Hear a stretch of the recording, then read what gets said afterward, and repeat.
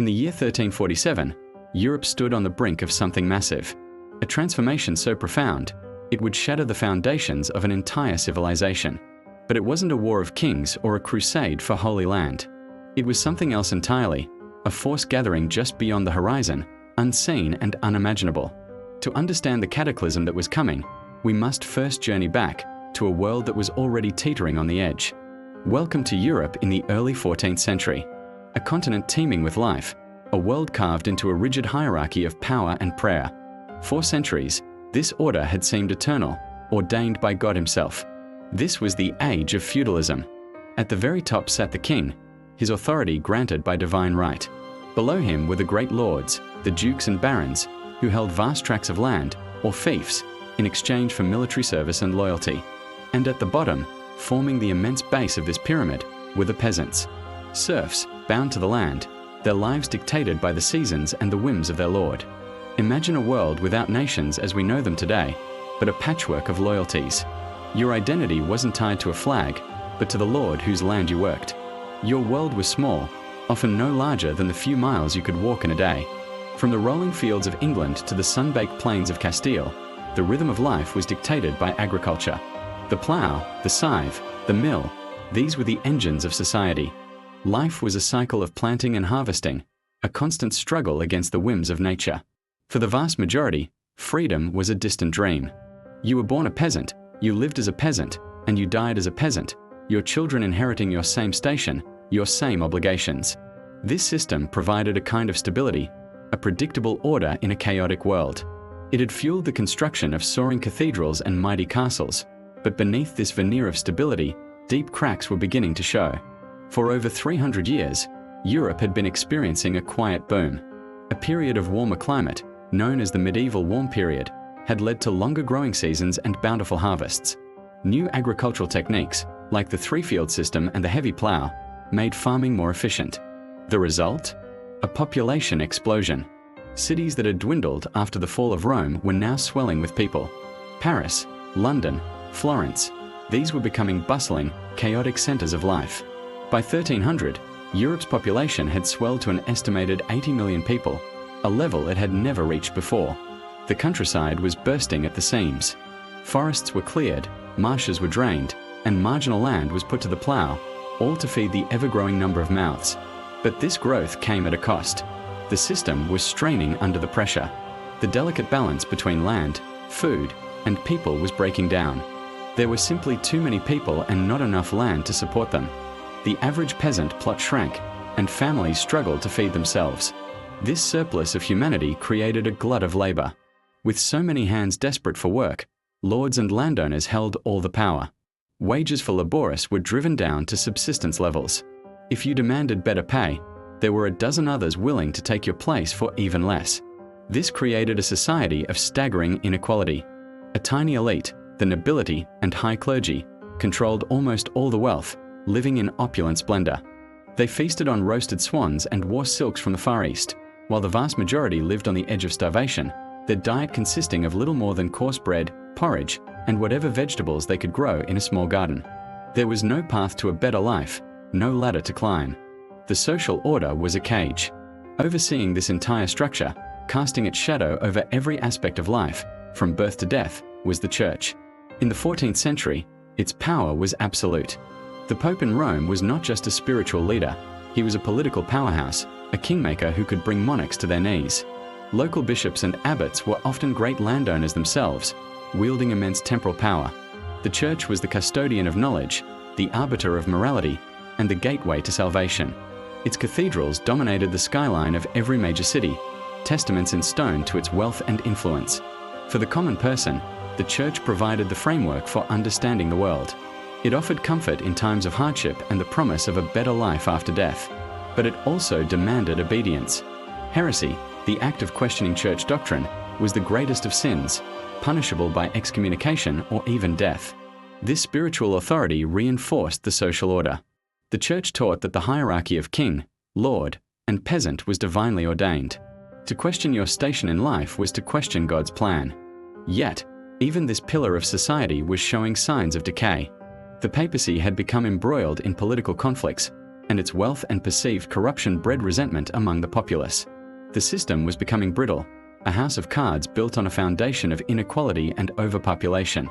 And then, nature itself seemed to turn against them. The medieval warm period began to wane. The early 14th century saw the onset of the Little Ice Age. Winters became longer and colder, summers wetter and shorter. From 1315 to 1317, catastrophic rains led to relentless crop failures across northern Europe.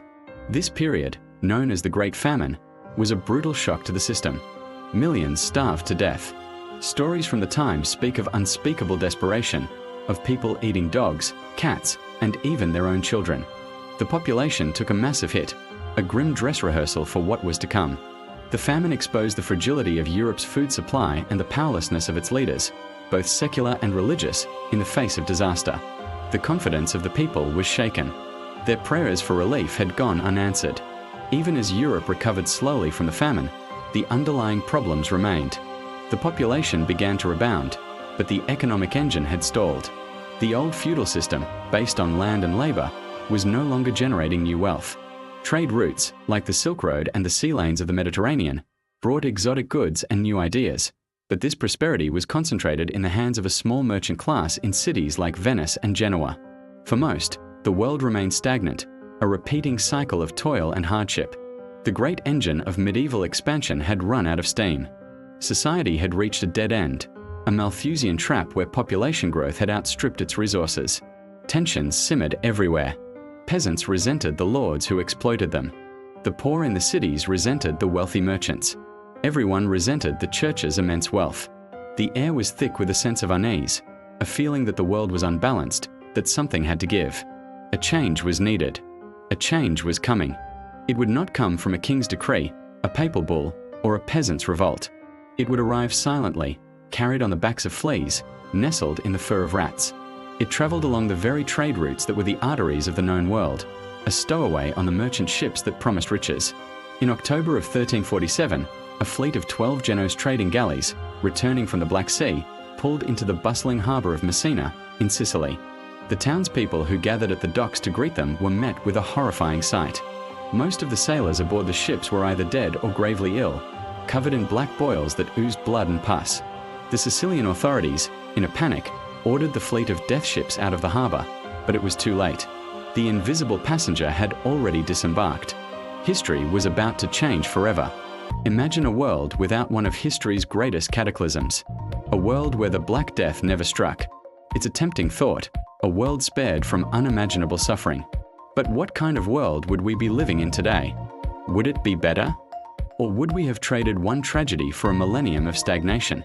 Let's step back to the mid-14th century. Europe is a continent of rigid structures. The feudal system binds millions to the land they work. Peasants are born into a life of servitude, their labor belonging not to them, but to their lord. Innovation moves at a glacial pace. Farming techniques are ancient, tools are basic, and life is dictated by the seasons and the church bell. Power is concentrated in the hands of a landowning aristocracy and the clergy. The church's authority is absolute, shaping not just spiritual life, but politics, science, and everyday thought. Cities exist, but they are small, crowded, and secondary to the vast agricultural manners that form the backbone of society. This was Europe on the brink. Then, in our timeline, the plague arrived. It was a demographic disaster that wiped out as much as half of Europe's population. It was horrific, brutal, and indiscriminate. Yet, from these ashes of despair, a new world began to rise. With so many dead, a severe labor shortage gripped the continent. Suddenly, the peasant, once a disposable cog in the feudal machine, became a valuable asset. For the first time in centuries, labourists had bargaining power. They could demand higher wages, better conditions, even freedom. The old bonds of serfdom began to fray and snap. But in a world without the Black Death, this never happens. The population remains high, perhaps even continues to grow, putting immense pressure on the land. With a surplus of cheap labor, there's no incentive for landowners to change the system. Why pay more when there are 10 other desperate men willing to work for scraps? The rigid feudal hierarchy remains firmly in place. Generation after generation of peasants would be tied to the same plots of land, living and dying just as their ancestors did, with little hope of upward mobility. The power of the lords, far from being challenged, might have become even more entrenched. Without the economic shock of the plague, innovation would likely stagnate. In our history, the labor shortage spurred the invention of labor-saving devices. New agricultural tools and techniques were developed to make the land more productive with fewer hands. This drive for efficiency was a key ingredient in Europe's technological leap forward. But in our alternate timeline, where human labor is abundant and cheap, what's the motivation? A lord would invest in a complex new plough when he can simply assign more peasants to the task. The guilds in the cities, protective of their monopolies, would continue to resist new methods of production. The slow, methodical pace of the medieval workshop would remain the standard for centuries longer. And what of the human mind? The Renaissance, that great explosion of art, science, and humanism, was fueled by a profound shift in thinking. The plague shattered people's faith in old institutions. When the church couldn't explain or stop the suffering, people began to question its absolute authority. They looked for answers not just in scripture, but in the classical world of Greece and Rome, and within themselves. This new focus on human potential and individual worth was revolutionary. Without that crisis of faith, the church's intellectual dominance would likely continue unchallenged. Universities would remain centers of theological debate rather than scientific inquiry. Thinkers who dared to question established dogma would face even greater scrutiny and persecution. The worldview would remain profoundly vertical, focused on God and the afterlife, rather than turning horizontal to explore the wonders and potential of the world here and now. So, the big question is, would the Renaissance even happen? Perhaps a version of it might emerge, but it would likely be a paler, slower, and far more constrained intellectual movement, suffocated by the weight of tradition and authority. The political landscape would also look vastly different. The weakening of the feudal nobility and the rise of a merchant class, funded by new wealth, were crucial for the centralization of power under monarchs. Kings could tax cities and hire their own armies, breaking their dependence on feudal lords. This led to the formation of the nation-states we recognize today, like France, Spain, and England. In our Black Death-free world, the aristocracy, with their wealth still based on land and serf labor, would remain the dominant political force. Kings would struggle to consolidate power against a backdrop of powerful, independent nobles. Europe might have remained a fractured patchwork of small fiefdoms and dukedoms for much longer, delaying the rise of modern nations by centuries. The very map of Europe would be unrecognizable. It's a sobering thought. We often see progress as a steady, inevitable march forward. But history shows us that's rarely the case. Often, it's crisis that acts as the catalyst, the brutal, painful force that breaks old structures and allows something new to grow. Without the shock of the Black Death, European society might have remained locked in its medieval patterns, stable but stagnant. The social mobility, the technological innovation, the intellectual freedom, the very foundations of our modern world were all, in a dark and twisted way, fertilized by the plague. It forces us to ask a difficult question. Without crisis, does progress ever truly accelerate? We look back on the Black Death as a pure catastrophe, and it was. But in sparing Europe from that fate, we might have condemned it to a long, slow twilight of feudalism, a world without a renaissance, without a scientific revolution, and without the dynamic, often chaotic, but constantly evolving societies we know today. Would modern Europe, as we understand it, even exist? It's very possible that it would not. So, we arrive at the end of our journey, a journey into a world that never was, a world without the Black Death. We've seen how, without that devastating plague, the familiar story of our own history begins to unravel, thread by thread. What, then, would the modern era look like? Would it be a utopia, free from the shadow of that great mortality? The answer, as we've discovered, is far more complex. Let's first consider the great engines of change, the Renaissance, the rise of capitalism, and the scientific revolution. In our timeline, the Black Death acted as a brutal but effective catalyst. The catastrophic loss of life shattered the rigid feudal system. Labor became scarce, and therefore valuable. Peasants and artisans suddenly had leverage they never dreamed of. This newfound economic freedom and social mobility created a fertile ground for new ideas, new art, and new ways of thinking. But in a world without the plague, the old order would have held on much longer. Feudalism, with its vast, cheap labor pool, would have remained entrenched. The power of the church and the nobility would be less challenged. Without the sudden, urgent need to reevaluate life, death, and humanity's place in the cosmos, would the Renaissance have blossomed with such vibrant, humanistic intensity? It would have happened, eventually, but likely as a slower, more gradual evolution rather than the explosion of creativity we know. It might have been more constrained, more tethered to the old medieval worldview. Similarly, the birth of capitalism would be profoundly altered. The Black Death created a labor market. It drove up wages and encouraged innovation to replace missing workers. This shift toward a wage-based economy was a cornerstone of early capitalism. Without it, the transition from a land-based feudal economy to a capital-based one would be sluggish. The great banking families and merchant classes would still emerge, but their rise would be slower, facing the immense inertia of the old aristocratic structures. The world economy might have remained agrarian for centuries longer. And what of science? The plague forced a painful reckoning with the limits of faith-based explanations. When prayers and penance failed to stop the dying, people began to look elsewhere for answers. They started observing, dissecting, and questioning. This spirit of empirical inquiry was a seed of the scientific revolution. In our alternate world, where the old ways are not so violently discredited, this shift towards secular, observational science would be delayed. Superstition and religious dogma would maintain a stronger grip on the intellectual world, slowing the march of discovery. Now, let's turn our gaze outward, to the age of exploration and colonialism. In our history, a resurgent, dynamic Europe, brimming with new technologies and a voracious appetite for resources, burst onto the world stage. But what would a less dynamic Europe do? A Europe with a larger population would feel the pressure to expand, certainly. But it would be a different kind of expansion. Without the naval innovations spurred by the Renaissance, their ships might be less advanced. Without the economic pressures of early capitalism, the drive for new markets and resources might be less frantic. European powers would still have sought new lands, but perhaps their advantage over other civilizations would be less pronounced. Imagine a scenario where European explorers arrive in the Americas, or make contact with the great empires of Asia, not with overwhelming technological superiority, but as near equals. The history of colonialism could be entirely different. Instead of outright conquest, we might see more trade, more negotiation, and a more gradual exchange of cultures and technologies. Perhaps the great empires of the Aztecs and Incas would not have fallen so swiftly. They might have adapted, survived, and coexisted, creating a truly multipolar world where European dominance was never a foregone conclusion. The global map we know today, drawn by European empires, might be an unrecognizable patchwork of diverse, powerful nations. Technological development itself would follow a different path. Necessity, as they say, is the mother of invention.